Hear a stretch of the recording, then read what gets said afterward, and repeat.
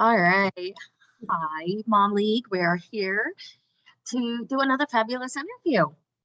And we're just going to jump right into it. Go ahead and introduce yourself. Tell us what you do, your kids, your family. Sure. So I'm Ila Schepisi. I wear a lot of hats. My husband, Corey, and we've been married for 20 years, coming up on 21. We've got four daughters between the ages of 8 and 18. So we're quite spread out. But as far as those many hats go, I am the director of an adult day services center for my day job. I do a lot for Girl Scouts and the church. And I also have a website that my sister Deanna and I do together called thejoysisters.com, Oh, in addition to loving my essential oils. awesome. I love it. So I've had the opportunity, just so everybody knows, I've been kind of just following, and Isla and I became friends a year or 2 years ago. I don't remember exactly, but she has a great thing that is empowering women and helping them to find joy. And that's what we want to talk about, because I feel like, I don't know about you, but with the pandemic, there's just so much negativity. It hit the Mhm. world. It was like a doom and gloom cloud for like a year and a half, 2 years. Yeah. So tell us, how did you get started with that?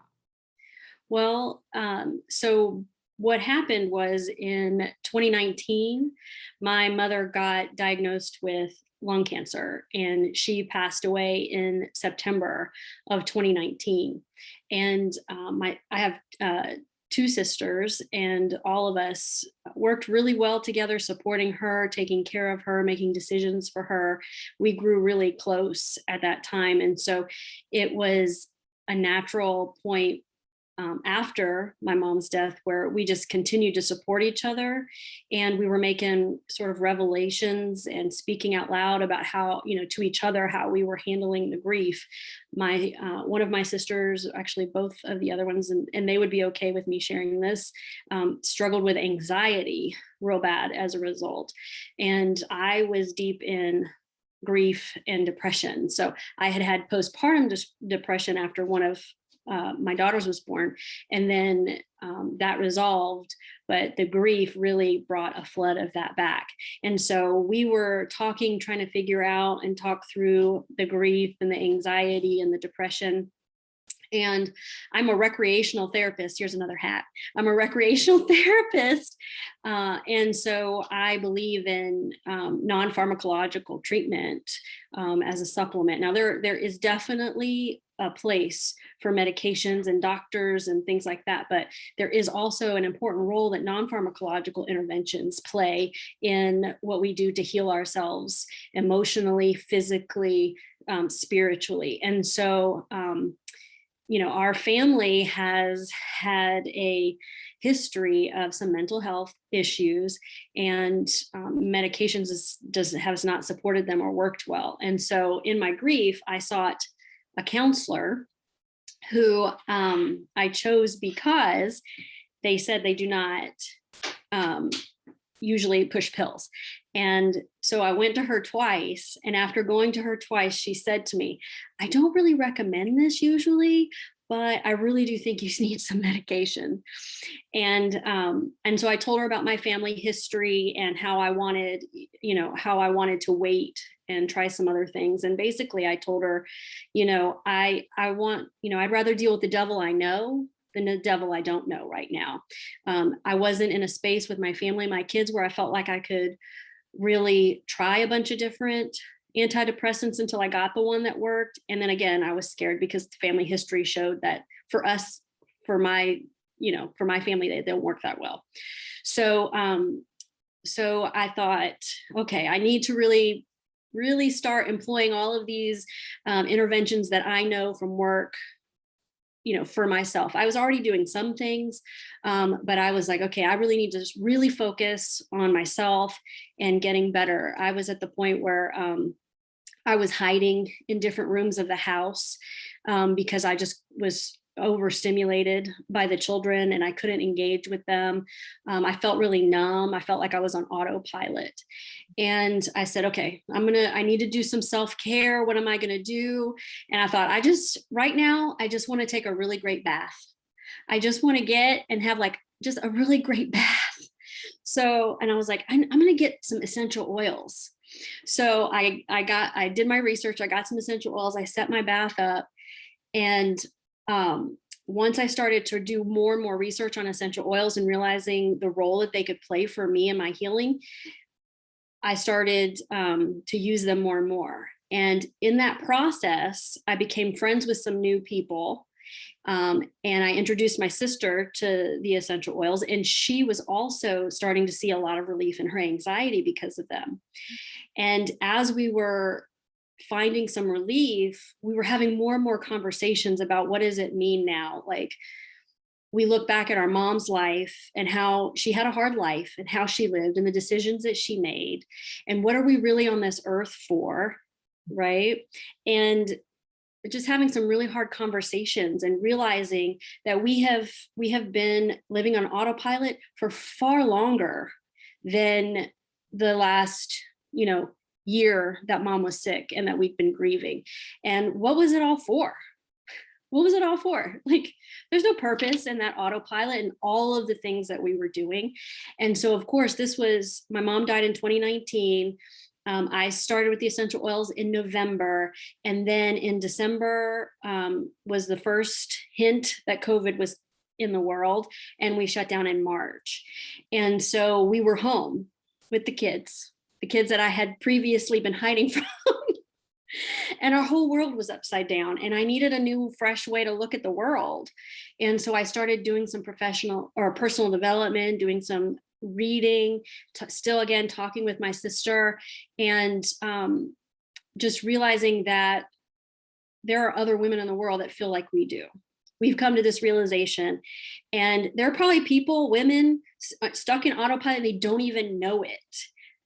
And we don't want them to have to wait for their parent to die or for some tragedy to happen for them to realize they're not really enjoying life the way they could. They're not getting every bit of enjoyment that God really wants for us.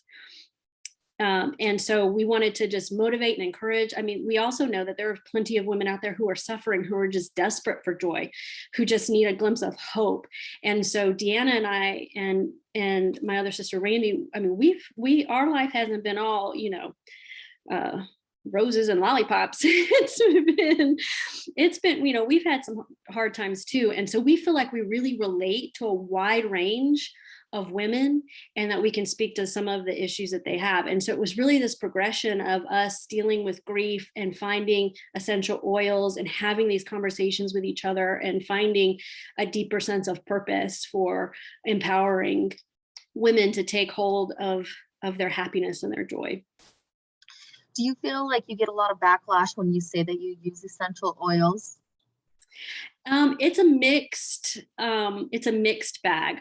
Nobody really has negative things to say about essential oils, but you do get these looks like, I think most people are really curious. There is a movement in the United States right now for more natural approaches, especially as the younger generations are coming up. They're looking at different things. So I think there's not as much of a stigma around it right now.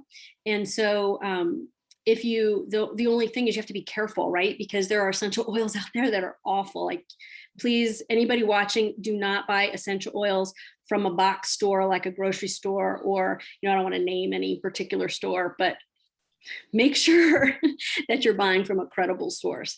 But yeah, I don't feel like I get much negative feedback. I think when I'm talking about it in a live, or if I happen to post about it, or if I talk about it with somebody in person, I think most people are curious, and they'll just scroll on past if they're not interested. That's awesome. I like it.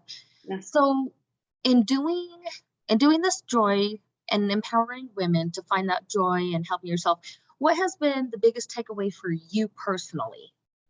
For me personally, I have a lot more control over how I respond to the world than I thought. And joy exists in abundance, even in times of sorrow and despair. Mhm. I like it. What is, if there was just one thing you could tell women when it comes to joy or about themselves, not even advice, but just something that you want to share, what would be your one biggest thing? My one biggest thing, I would say, learn to be present in the moment. Um, it's nice to reflect on memories of the past and have joy and contentment in that. Um, there's hope when you think about the future, but we live in the present, and and so I think figure out what is a comfortable way for you to be present. I think a lot of us are really busy, and we busy up the day thinking, oh, I'll be able to do this, in the future. But then the future's here and we're doing the same thing that we were doing yesterday. Mhm. So definitely live in the present as much as possible. That's awesome. What do you think is one of the biggest thing that, I mean, and you kind of talked about it. I mean, this pandemic, I mean, nobody could have foreseen what impact mentally and emotionally that was going to have on everybody. But what do you think in creating your movement has been the biggest complication, hurdle that you've seen women face?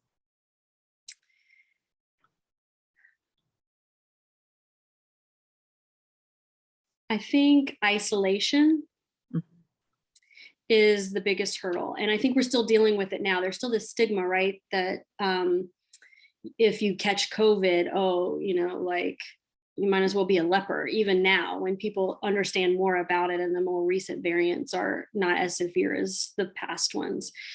And so, you have to, isolate for 5 to 10 days. And then if you're exposed, you have to be at home for 5 or 10 days. And so you're sure you're spending more time with your family, which is nice, but we are social creatures, and we need to be out mingling and mixing, and we need to be having conversations with our peers, and it can't just happen over the phone and over Zoom like we're on today. There are differences in what happens physiologically and emotionally when you're present with another human and socializing. And so I think isolation has really impacted all of us since the pandemic. So, can I switch gears a little bit? You are the director of a care center, and how has that, with the anxiety and COVID and illness, how, I mean, that's got to be such a huge prevalent monster that you're dealing with. How is that affecting you, that world for you? Sure. So the center that I'm a part of had to close for about 16 months, as did most of the ones in the state where I'm at.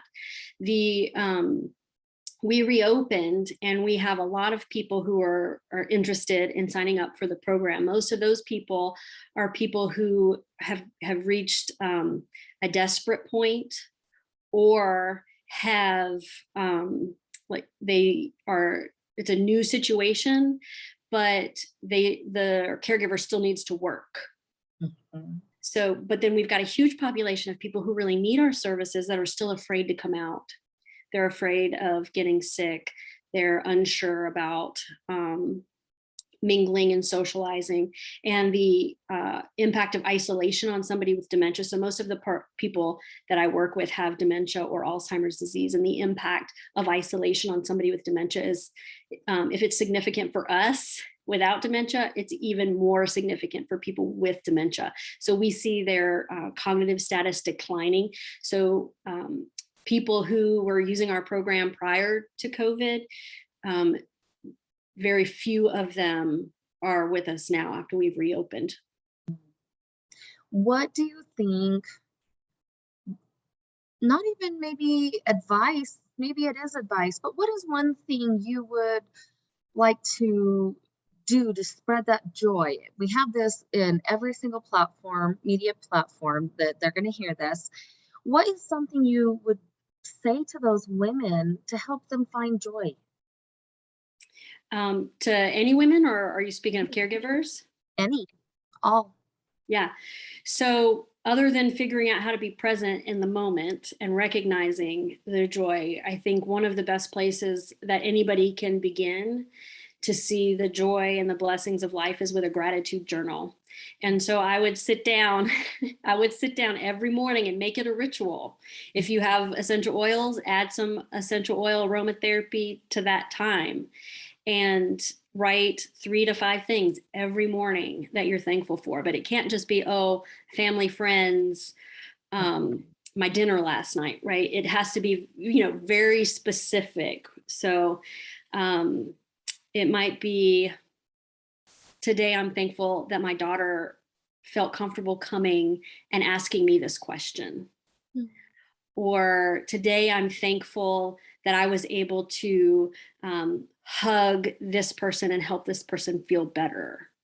When we focus on our personal blessings and joys, it helps us to see that there is joy and blessing in our life. It's a lot easier to focus on the negative. We have to work really hard to bring forth all of the positive and to remember that, and the gratitude journal helps. I love that. I think journaling is such a miraculous thing that we have the power to do ourselves. So I love that you brought that up. So before we close, is there a website or something that you guys have?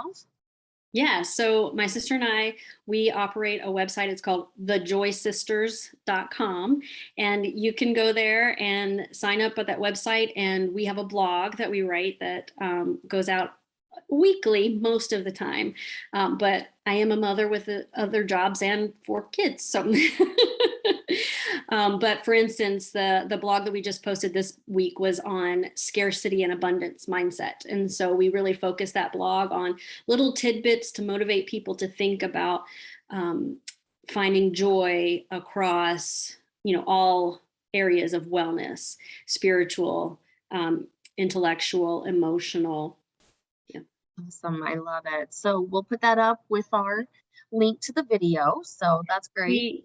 I also want to mention the Facebook group Joy for Everyday Women. And so people can go there and ask to join the group. We would love to grow that space. It's a place where people can just post. Everybody's invited to post their joy for the day, or if they have an inspirational quote. Right now we are running an abundance challenge where people can see a new post every day that encourages them to say a positive affirmation and to think about the way there's abundance in their life, and to manifest. That's so wonderful. And I'm so grateful that we have people like you doing this, because I think it's something that we all as women, I mean, we're the nurturers, but we're not nurturing ourselves. And so we have to step back and love ourselves, put that oxygen mask on yourself first. Right. And I know we all want to be good role models for the other women and our children. And we're putting them first all of the time. And just without taking the time to really focus on the self-care and figure out how to be joyful, from deep within, then we can't teach that to our kids. And so I know we all want them to grow up with this deep inner sense of peace and joy, and we have to be role models for that. I love that. And that's exactly why we do this, is to help the moms and the girls out there, all of them, future generations. So we are about to close. Is there anything that you are reading, watching, that you're into right now? Yeah, so I actually just started a book that I probably should have read at least a couple years ago, but it's called The Book of Joy by the Dalai Lama and Archbishop Desmond Tutu. And so that book is really great. It's really encouraging because it's reinforcing a lot of the things that we've been talking about in Joy for Everyday Women and on our blog. I love it. All right. Well, Ila, thank you so much for doing this. And Mom Week, remember that we are here. We are on every platform, YouTube, Facebook. You can find us anywhere, listen to our podcast. So for now, we're going to say goodbye. And remember that as moms, we lift each other up. See ya.